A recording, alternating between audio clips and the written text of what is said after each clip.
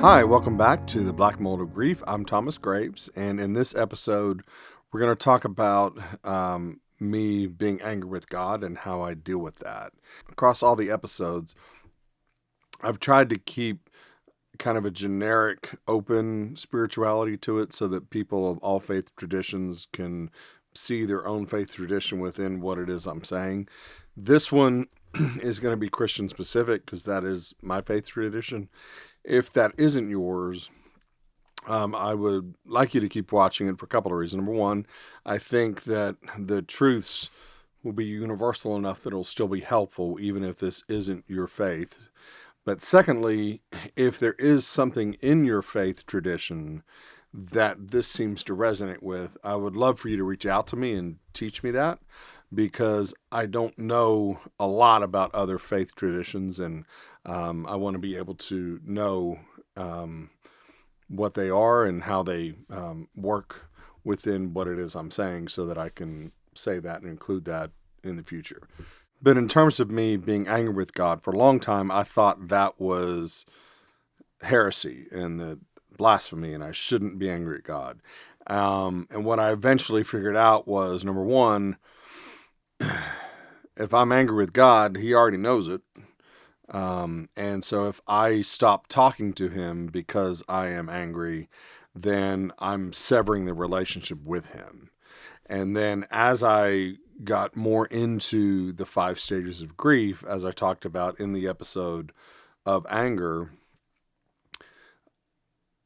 I think we're angry because we're trying to outfeel our pain. So I don't think anger is about anger.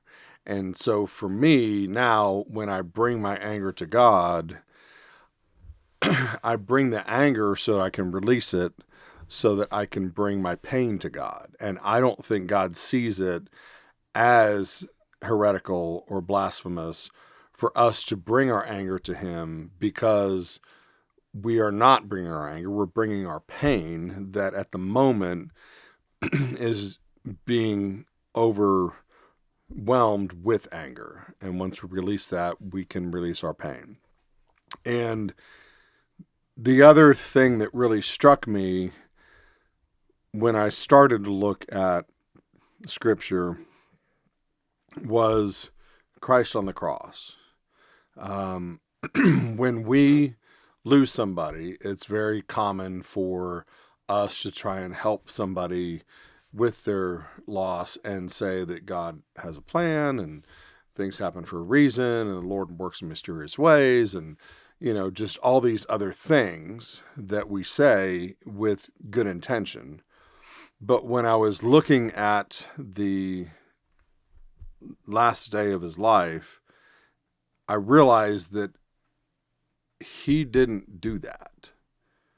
He didn't go back through scriptures to bring a piece of scripture to bring him peace. When he was in that much pain, he stayed in the moment. And then as far as being part of a plan, he didn't jump to, well, everything will be great on Easter Sunday because I'll be risen. He didn't jump ahead to the good day. He stayed in that moment and he didn't rely on his knowledge of how that fit into the bigger picture to basically insult his own pain in that moment. And so I also noticed that one of the things he says on the cross is, "My Lord, my God, why have you forsaken me?" And to me, that is both powerful from a spiritual sense because if we're going to follow in Jesus' footsteps, then it is not blasphemous to ask God why you were abandoned because Jesus did that. And so if we want to be like Jesus, we need to be like Jesus. And when we feel like we're abandoned, we need to say, "My Lord, my God, why have you abandoned me?" But the other part to that, which was powerful for me from a psychological standpoint, is he, again, of all the people that have ever walked the earth, he knew the plan way more than the rest of us do. So he talked about the plan on Wednesday in the agony in the garden. Thursday at the Last Supper. He talked about it over and over again. So he knew the plan. But yet, when he was in the middle of his pain, he didn't use that knowledge to squash his pain. He didn't time jump ahead to the glory of Easter Sunday and talk about all the great things going on. He stayed there. And I think he separated his thoughts from his feelings, and he did not allow his thoughts and his faith and his knowledge of Scripture to diminish how he was feeling. And that realization gave me the freedom to be much more honest with God. And again, he already knew how I was feeling. I was just suppressing it all. And so now when I do feel abandoned, I quote Christ and I say, "Why have you abandoned me?" And I am comfortable doing that. And I allow myself to feel what it is I feel. And then on the good day of Easter Sunday, later, I'll be able to do what we try to get for each other, where God has a plan and everything's going to work out and da, da, da. That's fine on Easter Sunday. But if I'm on a Good Friday, I ask, why have I been forsaken?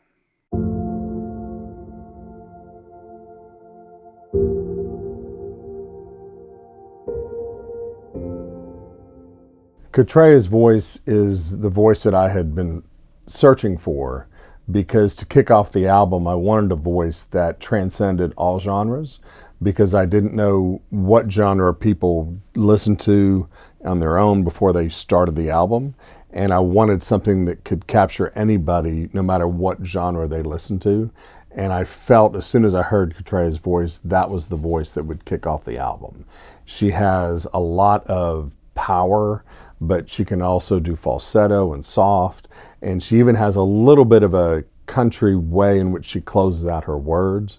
And so I was able to pair her with a composer who scores for Disney, and he was able to put together this massive orchestral score that sounds like you're sitting in an Oscar-winning movie score that just sweeps the entire way across the theater. And I just love this version, and I listen to it whenever I'm wanting to be motivated, as if I've got to climb this mountain, and it just puts me in that space to feel that momentum that I'm searching for. If I don't make a change, I'll meet you in the clouds, and this emptiness will be all I talk about. You would understand, but I'd be ashamed if you brought your smile and I brought my pain to our first conversation in heaven.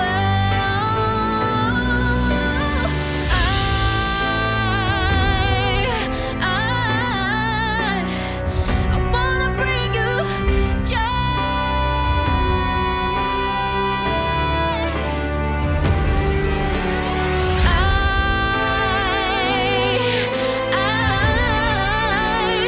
I wanna bring you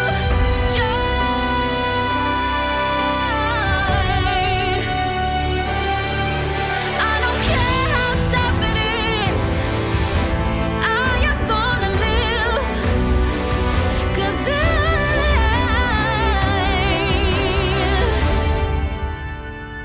I wanna bring you joy. Thanks for tuning in to the Black Mold of Grief. I hope something I've said here today helps you bring a little more joy to your first conversation in heaven.